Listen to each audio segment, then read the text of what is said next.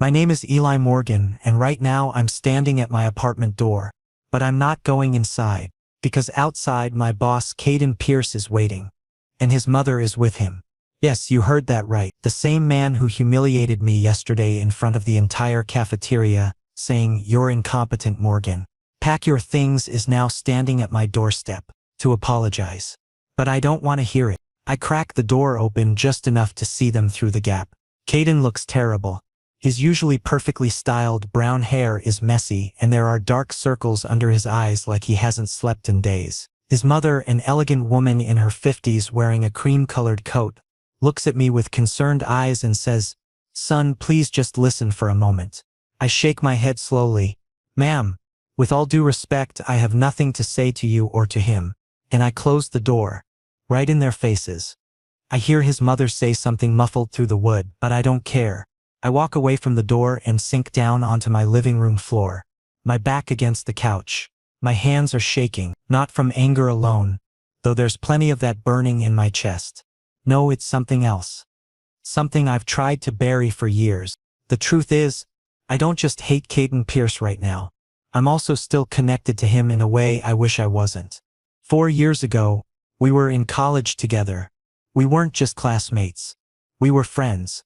Maybe even more than friends, though we never put a name to it. We spent late nights in the library, shared coffee during breaks, and there were moments when our hands would brush and neither of us would pull away. Moments when he'd look at me with those intense gray eyes and I'd forget how to breathe.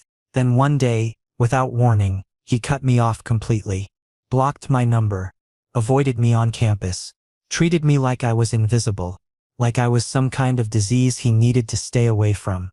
I never understood why. I spent months trying to figure out what I'd done wrong, replaying every conversation, every laugh, every shared silence. But there were no answers, just emptiness. When I graduated and started job hunting 2 years later, I told myself I was over it. Over him. When I saw the opening at Pierce Industries, I thought about skipping it, but it was a good position, great benefits, and I needed to move forward with my life. I never expected him to be there. I definitely didn't expect him to recognize me during the interview, but he did. His face went pale when I walked into that conference room. For a split second, something flickered in his eyes, surprise, maybe even pain. Then it was gone, replaced by cold professionalism. He barely spoke to me during the interview. It was his HR director who asked most of the questions. I got the job anyway because my credentials were solid. The past 3 months working under him have been hell. He's been distant, cold, and critical of everything I do. Every report I submit comes back with red marks. Every presentation I give gets torn apart in front of the team. I kept telling myself it was just his management style, that I was being paranoid, but yesterday proved me wrong. We were in the company cafeteria. I just finished a major project, a marketing strategy that took me weeks to develop. I was exhausted but proud. I saw Caden walk in with some executives, and foolishly I approached him to ask if he'd reviewed my proposal.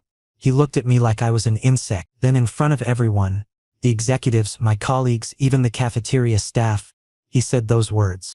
"You're incompetent, Morgan. Pack your things." The entire room went silent. I felt my face burn with humiliation. Someone dropped a tray in the kitchen and the clatter echoed through the silence. I wanted to say something to defend myself, but my throat closed up. I just nodded and walked out, my vision blurring with tears I refused to let fall until I was alone. I spent last night crying in my apartment, something I haven't done in years. I cried for the job I lost. Yes.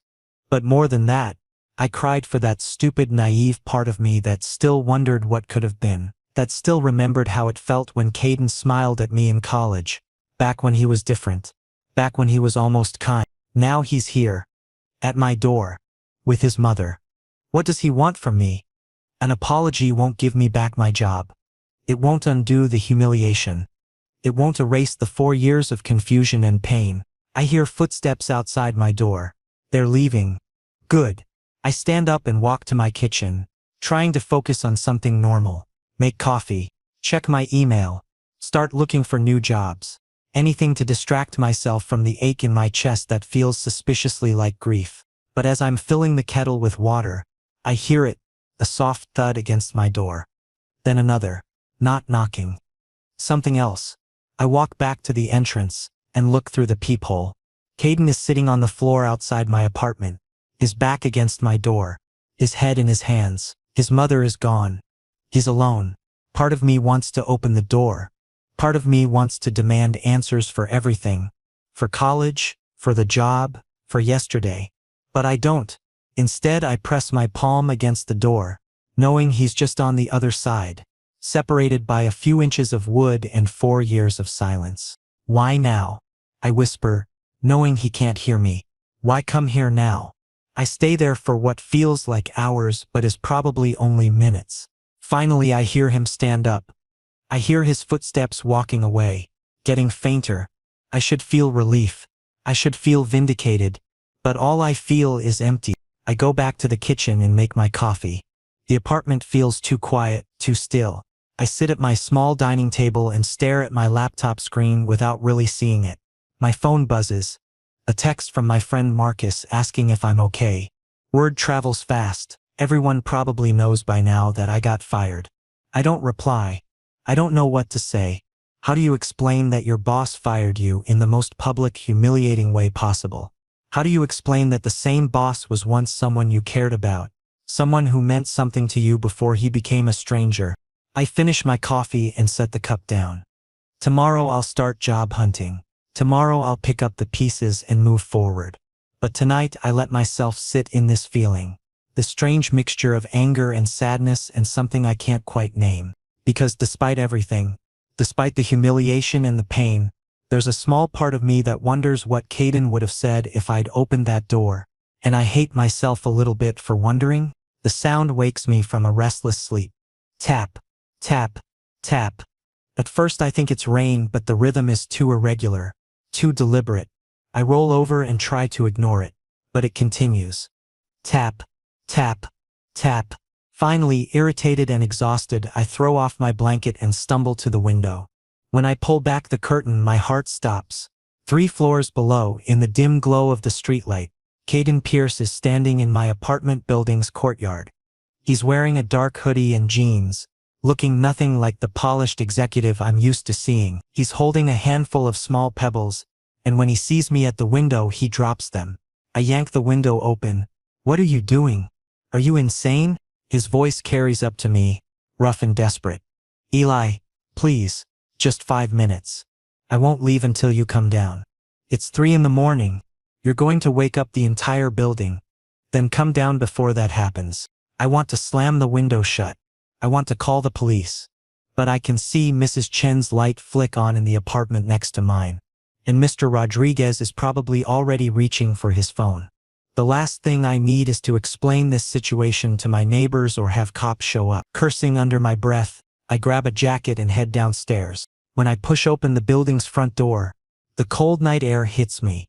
Caden is standing a few feet away, his hands shoved in his hoodie pocket.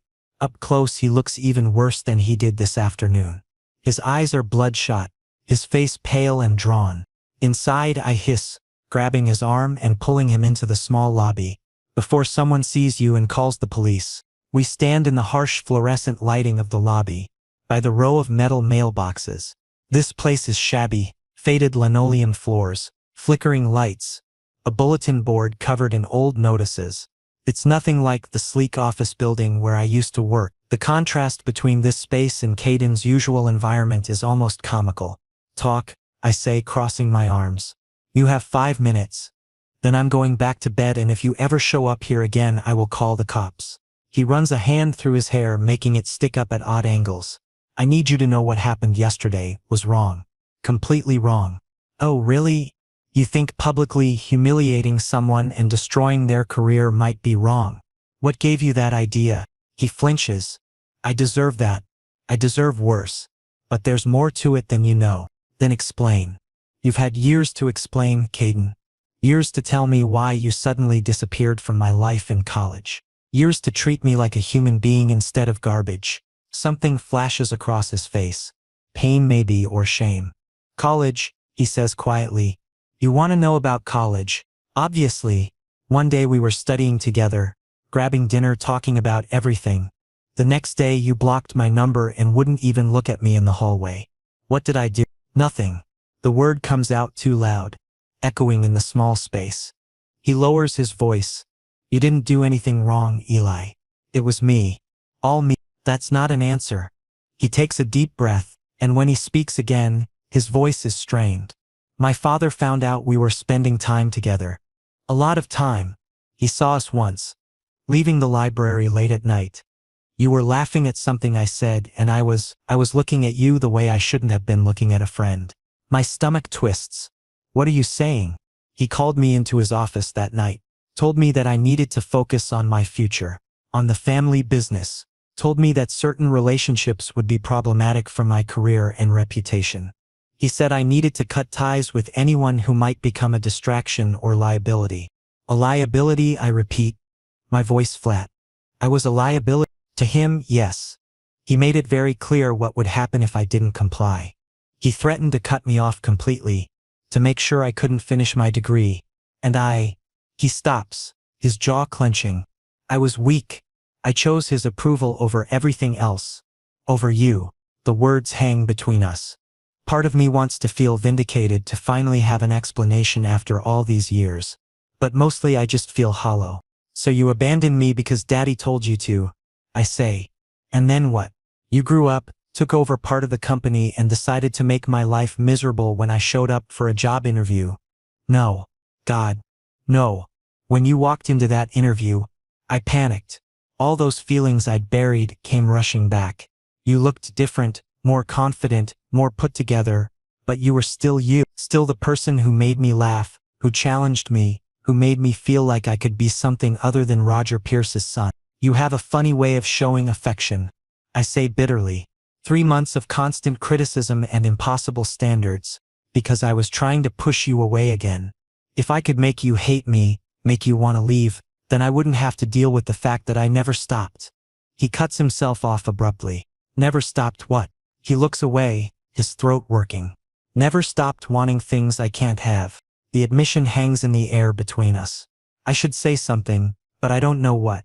My emotions are too tangled: anger, hurt, and something else I don't want to name. Why fire me? I finally ask. If you were trying to push me away, you succeeded. I was already looking for other jobs. You didn't need to humiliate me in public. His face crumples slightly. I was coming back from a meeting with board members. They were talking about acquisition targets, profit margins, all the things my father cared about.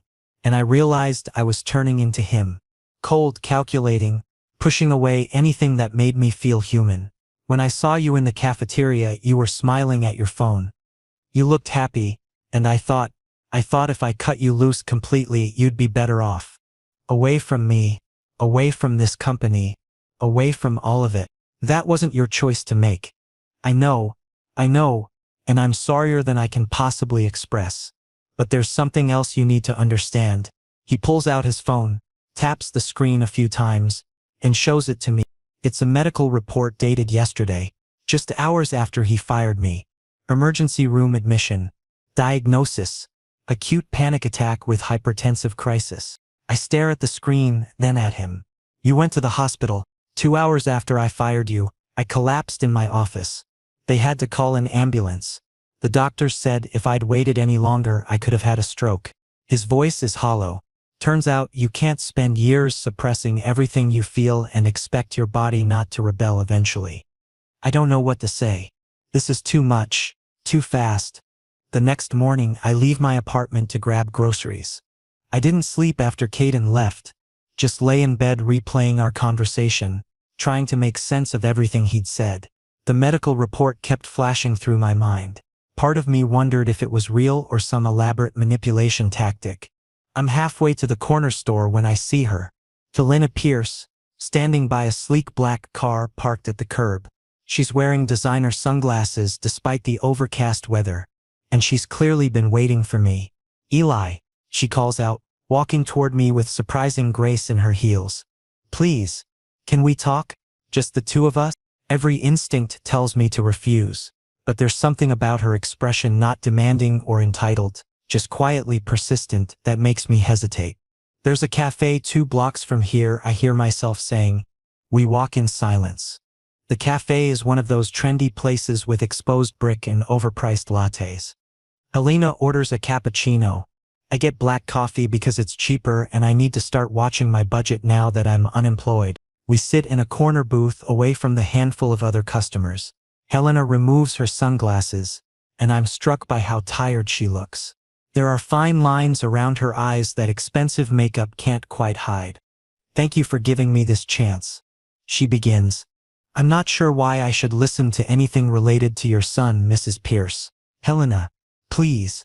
And you should listen, because there are things Caden won't tell you. Things he's too ashamed to admit." I sip my coffee and wait. She takes a breath, seeming to gather her thoughts. "My husband Roger died 5 weeks ago." I nearly dropped my cup. "What? Cancer?" He kept it private, didn't want the business world to know until absolutely necessary. Caden had to watch him deteriorate while simultaneously taking over more company responsibilities. Her voice is steady, but her hands tremble slightly around her cup. Roger was not an easy man. He built that company from nothing, and he had very specific ideas about how things should be done, how people should behave, who was acceptable and who wasn't. Caden told me his father made him cut contact with me in college. Helena nods slowly. Roger found a photo on Caden's laptop. "You and Caden at some campus event. You were both laughing and Caden's hand was on your shoulder. It was innocent, but Roger saw something else. He called it a phase. A distraction." He told Caden that if he wanted to inherit any part of the company, he needed to focus on appropriate relationships. "Appropriate," I echo bitterly. Roger came from a different generation with different values. I don't excuse it, but I'm trying to help you understand the pressure Caden was under. He was 20 years old and terrified of disappointing his father, so he disappointed me instead. Yes. And it's haunted him ever since. Helena reaches into her purse and pulls out a small photograph.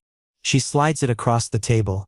It's old, printed on actual photo paper like people used to do before everything went digital. In the image, Caden and I are sitting on a bench outside the campus library.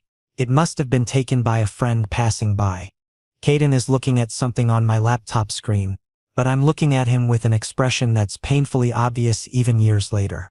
I'm smiling, but it's more than that. There's softness in my face, openness, the kind of look you give someone when you don't know you're being watched. He's kept this in his wallet for 4 years, Helena says quietly, through his father's illness, through business meetings, through everything. Some nights I'd find him just staring at it. My throat tightens. I push the photo back toward her, unable to look at it anymore. "Why are you telling me this?" "Because yesterday after he fired you, he called me from the hospital. He was crying so hard I could barely understand him. He kept saying he'd destroyed the only real thing in his life, that he'd become exactly what his father wanted him to be. Cold, ruthless, alone." She pauses, her own eyes glistening. I've never heard my son sound so broken.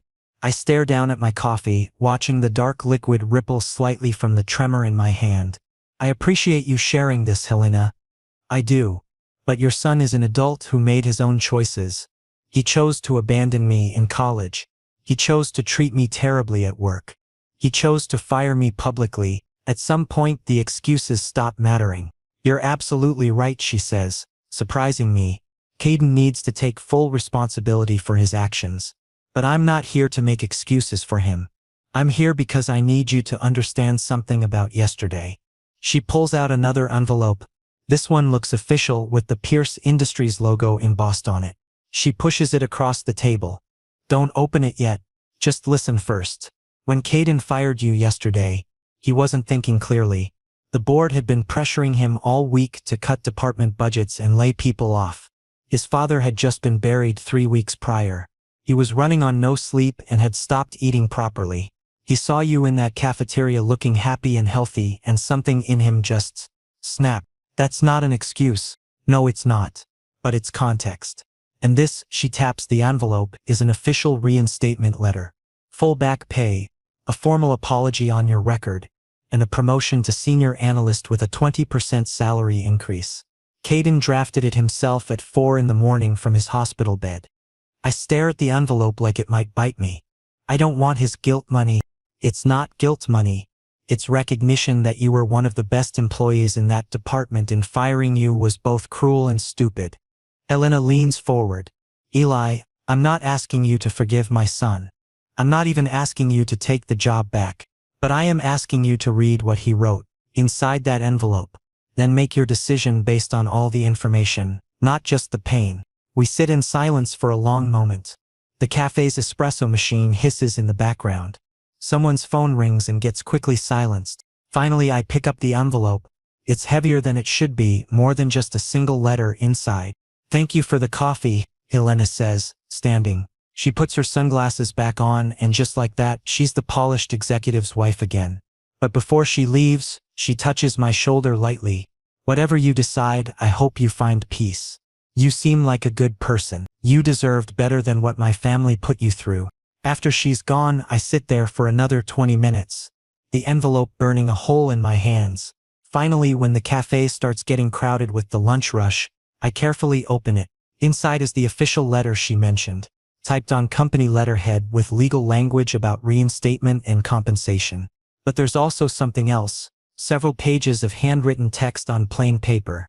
Caden's handwriting, messy and uneven, like he wrote it quickly or emotionally. The letter starts simply, Eli, I don't expect you to forgive me. I don't even deserve your time reading this. I don't read the letter at the cafe. The space feels too public, too exposed for whatever's written on these pages. Instead, I walk back to my apartment, the envelope clutched in my hand like it might disappear if I loosen my grip. The walk takes 15 minutes, but it feels longer. Every step is weighted with anticipation and dread. Once inside, I lock the door behind me and sit on my couch. The afternoon light streams through my window, illuminating dust particles floating in the air. I take a deep breath and unfold the pages. Caden's handwriting is terrible, rushed and uneven, letters bleeding into each other like he wrote this in a single sitting without stopping. Some words are smudged, and I realize with a jolt that those might be tear stains. Eli, I don't expect you to forgive me. I don't even deserve your time reading this. But I need you to know that firing you had nothing to do with your work. Your project proposals were brilliant. Your presentations were flawless. You were the best analyst on that team, and everyone knew it except you because I made sure you never heard the praise. I fired you because I was terrified. Every single morning when you walked into that office, I saw the person I fell in love with in college. The one who made terrible jokes during study sessions. The one who brought me coffee without being asked because you noticed I was stressed. The one who looked at me like I was worth something beyond my last name. I abandoned that person because I was weak. My father told me to cut ties, and I did it without fighting back. I chose his approval over everything that mattered. Over you. When he died last month, everyone expected me to feel relieved. Freedom at last. Right? But I just felt hollow. Empty. Because the one person I wanted to share my life with, the one person who ever made me feel like I could be myself, was someone I'd already destroyed a relationship with. Twice. The morning I fired you, I'd just come from a meeting where the board was discussing cost-cutting measures. They wanted me to lay off 15 people from various departments. I was supposed to review files and make decisions based on performance metrics and salary brackets. Cold. Calculated, exactly how my father would have done it. Then I saw you in the cafeteria. You were on your phone smiling at something on the screen. Maybe a text from a friend. Maybe a funny video. I don't know. But you looked genuinely happy, and I realized that in 3 months of working together I'd never seen you smile like that at the office, because I'd made sure the office was miserable for you. I thought if I fired you publicly, brutally, you'd hate me enough to move on completely. You'd find a better job with a better boss who actually appreciated your talents. You'd forget about me and whatever we almost had. You'd be free of the Pierce family mess. Instead, I collapsed 2 hours later in my office. Panic attack. My assistant found me on the floor. Couldn't breathe. Thought I was dying. The hospital said my blood pressure was dangerously high, and if I'd ignored the symptoms any longer, I could have had a stroke at 32 years old. Lying in that emergency room bed, hooked up to monitors, I finally understood. I can't keep running from this. From you. From what I feel. My father is gone, but I'm still living according to his rules. Still making decisions based on his fears instead of my own truth. You deserve someone better than me. Someone who won't hurt you, who won't abandon you when things get difficult, who won't let their father's expectations dictate their choices. But if you can find it in your heart to give me one more chance, I will spend the rest of my life proving I'm worth it. I'm not asking you to come back to the company. I'm not asking you to forgive me. I'm just asking you to know that you mattered. You matter. You've always mattered. Whatever you decide, I hope you find happiness. You deserve everything good in this world. Yours, Caden. My hands are shaking by the time I finish reading. I set the pages down on my coffee table and press my palms against my eyes. This is too much information, too many revelations all at once. His father died. Caden was hospitalized. He's been carrying this weight alone while simultaneously trying to push me away from my own good. I pick up my phone and search for news about Roger Pierce. The obituary is easy to find. Major business publications covered it. Renowned CEO Roger Pierce passes away at 68 after brief illness, survived by wife Helena and son Caden Pierce, who will assume full control of Pierce Industries. The funeral was 4 weeks ago. Right around the time Caden started becoming even more critical of my work, even more distant. I'd thought he was just being difficult. I didn't know he was grieving. I read the letter 3 more times, memorizing phrases, trying to find hidden meanings or manipulations. But it's raw and honest in a way that's hard to fake. This isn't the polished executive I know. This is someone broken, desperately trying to explain years of choices he regrets. Helena gave me a business card at the cafe. I pull it out of my pocket now and stare at the embossed address. Caden's penthouse is in one of those expensive downtown buildings with doormen and private elevators. A world away from my modest apartment. I should take time to think about this. I should be rational and careful. But something in that letter, the vulnerability, the honesty, the sheer desperation of it, makes me want answers that only Caden can provide. Before I can talk myself out of it, I'm out the door and hailing a taxi. The ride takes 20 minutes through afternoon traffic. I watch the neighborhoods change outside the window, getting progressively more upscale until we're in the financial district where glass towers reflect cloudy sky. The driver pulls up to a sleek building with a modern facade and a uniformed guard at the entrance. I pay the fare and approach the building, suddenly feeling underdressed in my jeans and jacket. But the guard looks up from his tablet as I approach and says, "Mr. Morgan?" I blink in surprise. "Yes. How did you—" "Mr. Pierce left instructions. You're cleared to go up. Penthouse level." He gestures to the elevator bank. Caden was expecting me. Or hoping I'd come. I'm not sure which possibility unsettles me more. The elevator is all mirrors and soft lighting. I watch my reflection as the numbers climb. 12/15/2023. My face looks pale, eyes too wide. I look exactly like someone about to make either the best or worst decision of their life. The elevator opens directly into a private hallway with only one door. Before I can knock, it swings open. Caden stands there and he looks worse than he did at 3 in the morning. He's wearing sweatpants and an old college t-shirt that I vaguely remember from years ago. His hair is messy, his face unshaven, and those dark circles under his eyes are even more pronounced in the daylight. "Eli," he breathes, like he can't quite believe I'm real. I don't say anything. I just look at him, really look at him, and see all the cracks in the armor he usually wears. This isn't the cold boss who fired me. This isn't even the desperate man who threw stones at my window.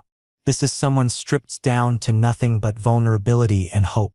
"You wrote the letter," I finally say. "It's not a question." "Every word," he confirms quietly, "from the hospital bed. I needed you to understand. Your father died 4 weeks ago. You had a panic attack, thought I was dying. We're just stating facts now, circling around the real conversation we need to have." The hallway feels too exposed, too formal for this. "Can I come in?" I ask. He steps aside immediately and I walk into his penthouse. Caden's penthouse is exactly what I'd expect. Floor-to-ceiling windows overlooking the city, minimalist furniture in shades of gray and white, expensive art on the walls that probably costs more than my yearly rent. But it's also surprisingly messy. There are papers scattered across the dining table, empty coffee cups on various surfaces, a blanket crumpled on the couch like he's been sleeping there instead of in his bedroom. This isn't the pristine show home of a wealthy executive. This is the space of someone barely holding it together. I walk to the windows and look out at the city sprawling below. From this height, everything looks small and manageable. I can see my neighborhood from here, a cluster of older buildings several miles away. I wasn't sure you'd come, Caden says behind me. His voice is rough, uncertain. I turn to face him. I wasn't sure either, but I read your letter 4 times and I needed to hear you say it. All of it. To my face. He nods slowly and moves to sit on the arm of his couch, keeping distance between us, giving me space. What do you want to know? Everything. Start with college. The real story, not the abbreviated version you gave me at 3 in the morning. He runs both hands through his hair, making it stand up even more. We were friends for 8 months. Best friends. Really. You were the only person at that school who didn't care about my last name or my father's company. You challenged me in class discussions, made fun of my terrible taste in music, and somehow always knew when I needed someone to talk to. I remember, I say quietly. I was falling in love with you. Slowly, then all at once. But I couldn't admit it, not even to myself. My father had already mapped out my entire life.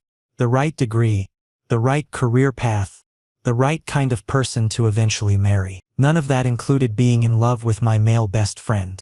The words hang in the air. It's the first time either of us has explicitly named what was growing between us back then. There was this one night, Caden continues, his voice softer now. We'd been studying late at the library. You fell asleep with your head on the table and I just watched you for probably 20 minutes. Thinking about how much I wanted to tell you everything I was feeling, how scared I was of those feelings. What stopped you? My father called the next morning. Said he'd heard from someone that I was spending considerable time with another male student. Wanted to know if there was anything he should be concerned about. I lied and said we were just study partners. But he didn't believe me. Caden stands and walks to the window, standing beside me but not quite close enough to touch. He showed up on campus that weekend, took me to dinner at this expensive restaurant and spent 2 hours explaining very calmly, very rationally, why certain paths would ruin my future. He never raised his voice, never explicitly threatened me, but the message was clear. End the friendship or lose everything. So you chose everything over me. I chose security over uncertainty. I chose my father's approval over my own happiness. And I've regretted it every single day since. He finally looks at me and his eyes are glassy with and tears. I was 20 years old and terrified, Eli. That's not an excuse. It's just the truth. I want to stay angry. I want to hold on to the hurt and betrayal. But looking at him now, seeing the genuine remorse and pain in his expression, I feel something shift in my chest. When I saw you at that job interview 2 years later, Caden continues, I nearly walked out of the room. You looked different, more confident, more professional, but you still had that same smile, that same way of tilting your head when you're thinking, and every feeling I'd tried to bury came rushing back. You treated me terribly, because I thought if I kept you at a distance, kept things purely professional and cold, I could control what I felt. If you hated me, you'd eventually leave on your own. You'd find a better opportunity and I wouldn't have to watch you every day wanting something I couldn't have. That's a terrible plan. He laughs bitterly. It was a horrible plan. It made us both miserable and solved nothing. Every time I criticized your work, I was really just trying to convince myself I didn't care. But I did care. I cared so much it was destroying me. We stand in silence for a moment, the afternoon sun casting long shadows across the floor. Then I do something I've wanted to do since reading that letter. I close the distance between us and slap him across the face. Not hard enough to really hurt, but enough to make a point. Enough to release some of the anger I've been carrying. Caden's head snaps to the side and he brings his hand up to his reddening cheek. He looks shocked but doesn't move away. That's for college, I say. Then I step forward and wrap my arms around him, pulling him into a tight embrace. He freezes for a second, then his arms come up around me, holding on like I might disappear if he lets go. And this is for being honest, I whisper against his shoulder. I feel his body shake, and I realize he's crying. Silently, desperately, years of suppressed emotion finally breaking through. I hold him tighter and let myself cry too. For the friendship we lost. For the time we wasted. For all the pain we could have avoided if either of us had been braver. We sink down to the floor together, still holding each other. The expensive hardwood is cold against my knees, but I don't care. Caden's face is pressed into my neck, and I can feel his tears dampening my shirt. I'm sorry, he keeps saying between sobs. I'm so sorry, Eli. I know, I tell him. I know you are. Eventually, the tears slow. We stay on the floor, leaning against each other, emotionally exhausted but somehow lighter. Like something that's been weighing us both down for years has finally been lifted. Caden pulls back slightly, wiping his face with the heel of his hand. I must look pathetic right now. You look human. I correct him. For the first time since I've known you, you actually look human. He gives me a watery smile. I've forgotten how to be human. Spent too long being Roger Pierce's son, then Roger Pierce's successor. I reach up and cup his face, forcing him to meet my eyes. Listen to me very carefully. If you ever lie to me again, if you ever shut me out like that again, I will walk away and never look back. Understood? Understood, he says immediately. And if you ever fire me again from a job or from your life, I'll make sure you regret it. Fair enough. His hand comes up to cover mine, still pressed against his cheek. Does this mean you're willing to try? To give us a chance? I think about the letter. About Helena's words at the cafe. About the broken man sitting in front of me who's finally stopped running. I don't forgive you yet, I say honestly. That's going to take time. But I'm willing to see where this goes. That's more than I deserve. Definitely more than you deserve. I agree. But maybe it's what we both need. 3 months later, my life looks completely different. I'm not back at Pierce Industries, at least not in the main building. Instead, I'm heading the newly formed innovation division in the company's sister branch across town. My own team, my own office with actual windows, and most importantly, complete operational independence from Caden's direct oversight. It was his idea. Actually, the night we finally talked everything through, we stayed up until dawn discussing how to move forward. Both of us wanted to try a real relationship, but we also knew the complications. Office politics, power dynamics, the potential for accusations of favoritism. It was a minefield. What if you worked somewhere else in the company? Caden had suggested around 4 in the morning. Both of us exhausted but wired on coffee and emotion. Somewhere you'd have complete autonomy. Report directly to the board instead of to me. That way, our professional and personal lives stay separate. At first I'd been skeptical. It sounded too convenient, too much like he was trying to control the situation. But then he showed me the actual proposal. A new division focused on sustainable business practices and innovation, with a budget that made my eyes widen and a team I'd get to build from scratch. This isn't charity, he'd insisted. We've been talking about creating this division for 2 years. The board just needed someone qualified to run it. You have the credentials, the vision, and the drive. This is legitimate. So here I am, 3 months in, and it's the best job I've ever had. My team is small but brilliant. 5 analysts I personally recruited, each one bringing unique expertise. We're developing strategies to reduce the company's carbon footprint while maintaining profitability, and the early results are promising enough that other divisions are taking notice. Today is significant though. Today is my first board meeting where I'll be presenting our quarterly results.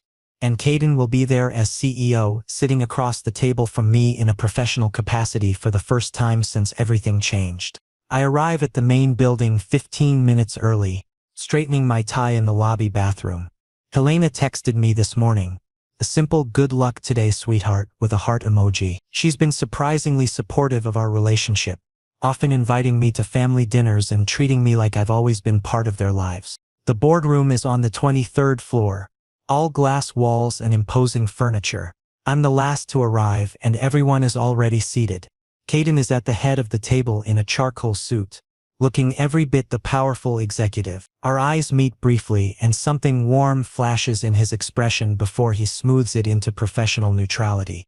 "Mr. Morgan," he greets me formally. "Please have a seat." I take the chair directly across from him and set up my presentation materials. The other board members, 9 total, mixture of old guard and new blood, watch with varying degrees of interest and skepticism. The presentation goes smoothly. I walk them through our initiatives, the cost-benefit analyses, the projected long-term savings, and the positive PR implications. I've practiced this for weeks, and it shows. My delivery is confident, my data is solid, and I can see several board members nodding along. Then Malcolm Hayes speaks up. He's one of the old guard, been with the company since Roger Pierce's time. He's in his 60s, traditional in every sense of the word. Very impressive numbers, Mr. Morgan, he says, his tone dripping with false pleasantness. Though I have to wonder if your success has less to do with your actual qualifications and more to do with your special relationship with our CEO. The room goes dead silent. I see Caden's jaw clench, but I catch his eye and give the tiniest shake of my head. This is my battle to fight. I close my presentation folder and look directly at Malcolm. Mr. Hayes, I appreciate your concern about nepotism. So let me address it directly. I hold an MBA from Stanford with a focus on sustainable business practices. I have 6 years of experience in corporate strategy. The innovation division I'm currently heading has reduced operational costs by 12%, while simultaneously improving our sustainability metrics numbers that your division, if I recall correctly, hasn't matched in 3 years. Malcolm's face reddens, but I'm not done. Furthermore, every member of my team was selected through a blind recruitment process overseen by HR, not by me or by Mr. Pierce. Our projects are audited quarterly by an independent consulting firm, and if you'd like to challenge any aspect of my presentation or qualifications, I encourage you to do so with specifics rather than vague insinuations. Professional criticism I can work with. Cheap shots I won't tolerate. The silence stretches for a long moment. Then Jennifer Chen, one of the younger board members, starts a slow clap. Others join in. Malcolm looks furious but says nothing more. After the meeting ends, I pack up my materials quickly, wanting to leave before anyone can corner me for awkward conversations. But as I'm heading to the elevator, Caden catches up with me in the hallway. That was incredible, he says quietly, glancing around to make sure we're alone. The way you handled Malcolm was necessary, I finish. People are going to talk. We knew that going in.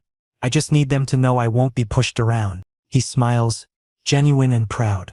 My father would have hated you. Good. We stand there for a moment, the space between us charged with everything we can't say in this professional setting.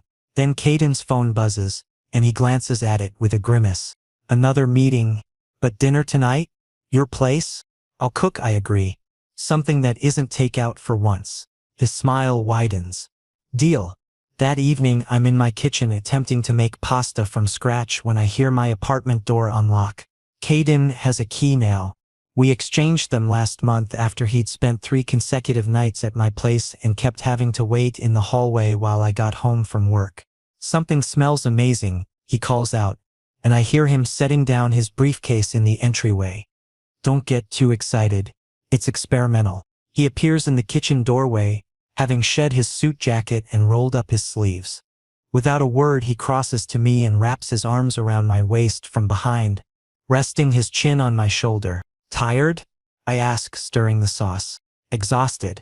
Board meetings always drain me, though watching you put Malcolm in his place was the highlight of my month. I lean back against him, comfortable in this domesticity we've built. He's not going to be the last person to question us. Let them question. We know the truth. His arms tighten slightly. Speaking of truth, there's something I want to ask you. Something in his tone makes my heart rate pick up. What is it? He releases me and steps back. When I turn around, he's pulling a small velvet box from his pocket. My breath catches. Before you panic, he says quickly, this isn't an engagement ring. We're not there yet, and I know that. But I wanted to give you something that represents what we are to each other. He opens the box. Inside is a simple silver band with both our initials engraved on the inside, EMNCP. It's a promise, Caden continues, his voice soft but steady. A promise that I'm done running, that I'm committed to building something real with you, whatever that looks like. No more hiding, no more letting fear make my decisions. Just us, figuring it out together. My throat tightens with emotion. You're really terrible at timing, you know that? I'm covered in flour and tomato sauce. He laughs. Should I wait until... No, I interrupt, holding out my left hand. Put it on now. He slides the ring onto my finger. It fits perfectly, like it was made specifically for me, which, knowing Caden, it probably was. How long have you been planning this? I ask, admiring how the silver catches the kitchen light. Since about 2 weeks after we got back together, I wanted to wait for the right moment. But then I realized there is no perfect moment. There's just now and us. In this life we're building. I pull him close and kiss him, tasting coffee and something sweet he must have eaten earlier. When we break apart, I rest my forehead against his. I love you, I say, simple words, but ones we're still learning to say easily. Even when you drive me crazy. I love you too, he replies. Especially when you put board members in their place. We stay like that for a moment, just breathing together. Then the timer for the pasta goes off. And we both laugh. Over dinner we talk about our days. About upcoming projects, about Helena's latest attempts to set us up with couple friends she thinks we'd like. It's mundane and ordinary and perfect. Later we're on my tiny balcony, looking out at the city lights. Caden has his arms around me, and I'm wearing his hoodie because the night turned cold. Do you ever think about how we got here, I ask? How you firing me actually led to this? All the time, he admits. It was the worst decision that somehow led to the best outcome. I don't recommend the method, but I can't regret where we ended up. I turn in his arms to face him. Promise me something. Anything. Promise that if things get hard, if we hit obstacles, you won't shut me out again. We face it together or not at all. Together, he agrees immediately. Always together. And standing there on my balcony, wearing a promise ring and held by someone who finally stopped running from what we could be, I believe him. We've both made mistakes. We've both caused each other pain. But we've also found our way back to each other. Stronger and more honest than before. Caden Pierce was my cold boss. My biggest regret. My source of deepest hurt. But now he's something else entirely. My partner, my home, my future. And I, Eli Morgan, am exactly where I'm supposed to be. Finally,